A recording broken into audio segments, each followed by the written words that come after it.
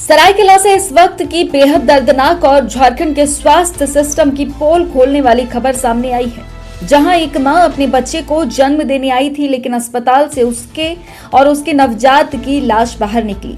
मामला है राजनगर सामुदायिक स्वास्थ्य केंद्र का, जहां हाथी सिरिंग गांव की रहने वाली बिनीता बानरा प्रसव के लिए अस्पताल पहुंची, लेकिन परिजनों का आरोप है कि इलाज के दौरान अचानक बिजली चली गई और डिलीवरी मोबाइल के टॉर्च की रोशनी में कराने की कोशिश की गई। सोचिए, 21वीं सदी में एक सरकारी अस्पताल में टॉर्च की रोशनी में प्रसव। परिजनों का कहना है कि अस्पताल में जरूरी उपकरणों की कमी थी, डॉक्टर और स्टाफ ने समय पर ध्यान नहीं दिया। महिला की हालत बिगड़ती रही, लेकिन न बेहतर इलाज मिला, न समय पर रेफर किया गया। बिनीता खुद एक स्वास्थ्य सहिया थी, पहले से 2 बेटियों की मां थी। इस बार बेटे को जन्म दिया, लेकिन कुछ ही देर में मां और नवजात दोनों की मौत हो गई। घटना के बाद परिजनों में भारी आक्रोश है। दोषियों पर कार्रवाई और मुआवजे की मांग की जा रही है।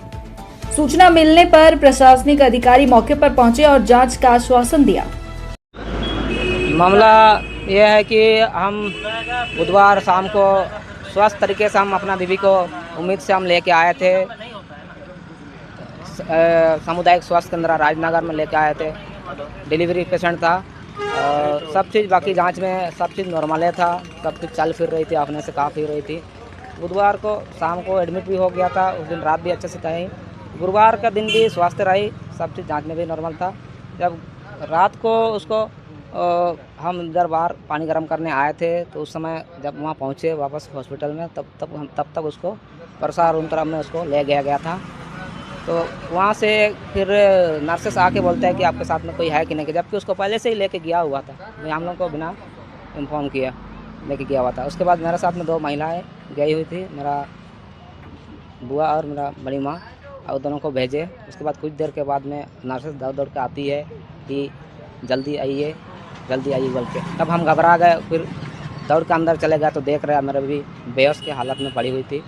जबकि वहाँ पे हमको ऐसे लग रहा है क्या, पूरा हम अपने आँख से भी देखा। उसके बाद बेहोश पड़ी हुई थी, तो लोग किसी तरह से फिर होश में लेके तो आ गया। लेके आने के बाद कुछ देर रुकी। उसके बाद हम बोले, जब नॉर्मल से इसको नहीं हो रहा था तो उसको ऑपरेशन करिए। बार हम वही चीज़ बोल रहे थे कि ऑपरेशन करिए। तो ऑपरेशन भी वो लोग किया ही नहीं। उस समय पर अगर सही समय पर ऑपरेशन होता, बीवी मेरा आज बच जाती। तो वहाँ पे लाइट भी नहीं था, कुछ नहीं था। मेरा मोबाइल से, दोनों मोबाइल से टॉर्च कराया गया, और टॉर्च जला के उसको प्रसव किया जा रहा था।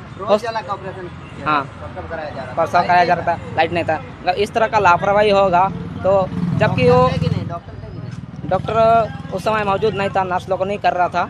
जब हाँ, नर्स लोग अपना मर्जी से कर नहीं रहा था।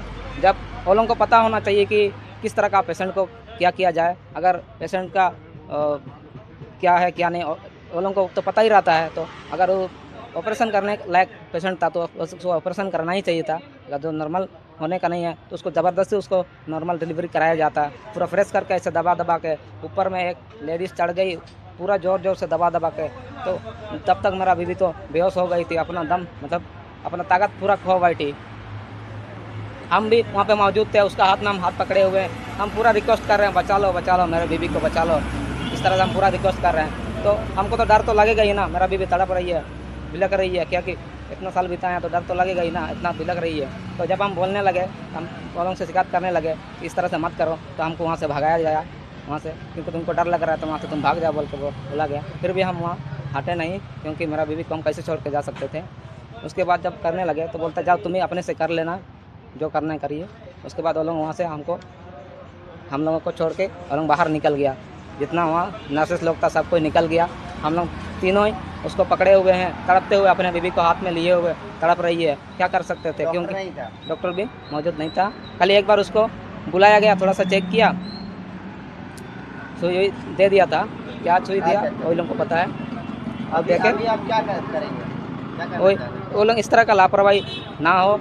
अगला, जब वहाँ स्वास्थ्य विभाग से जुड़ी हुई थी मेरा बीबी भी, बिनीता बानरा सैया थी गाँव की। जब उसके साथ ही इस तरह का हुआ, वो लोग बचाने नहीं सका। अगर कम से कम वो लोग को नहीं करने सक रहा था तो कम से कम रेफर होने से भी करता। जब 2 दिन था वहाँ पे, रेफर भी क्यों नहीं किया गया? रेफर होने से भी करता, सही टाइम पे करता तो मेरा बीबी आज मेरे साथ में होती। रेफर भी नहीं कराया गया। और इस तरह से ज़बरदस्ती प्रेस कर करके उसको बच्चा को निकाला गया। तो जब कि बच्चा भी नॉर्मल था और माँ भी नॉर्मल था, उसके बाद बच्चा भी जैसे निकला वो भी मुर्दा ही निकल गया और उसी टाइम मेरा बीवी भी अपना दम तोड़ दिया। इस तरह का लापरवाही हम अपने आंखों से देखा कि ताकि ये पता चले कि इस तरह का हॉस्पिटल में लापरवाही होता है, जबकि लाइट नहीं रहने के बावजूद नहीं करना चाहिए था। उन लोगों को पता होना चाहिए था पेशेंट। अभी क्या करेंगे आप? अभी हम यही चाहते हैं कि इस तरह का लापरवाही ना हो। और मेरा बीवी स्वास्थ्य विभाग से जब जुड़ी हुई थी तो मेरा छोटे छोटे 2 बच्चे भी हैं। अब इसको लेकर अभी क्या करेंगे? हम अभी थाना में भी आवेदन देने वाले हैं ताकि इस तरह का जो लापरवाही को जांच किया जाए। ऐसे में सवाल उठता है कि क्या ये सिर्फ एक हादसा है या सिस्टम की बड़ी नाकामी? आखिर कब सुधरेगी झारखंड की ग्रामीण स्वास्थ्य व्यवस्था? सरायकेला की ये घटना सिर्फ एक परिवार का दर्द नहीं बल्कि पूरे सिस्टम पर सवालिया निशान है। मुनादी लाइव के लिए सरायकेला से विनोद केसरी की रिपोर्ट।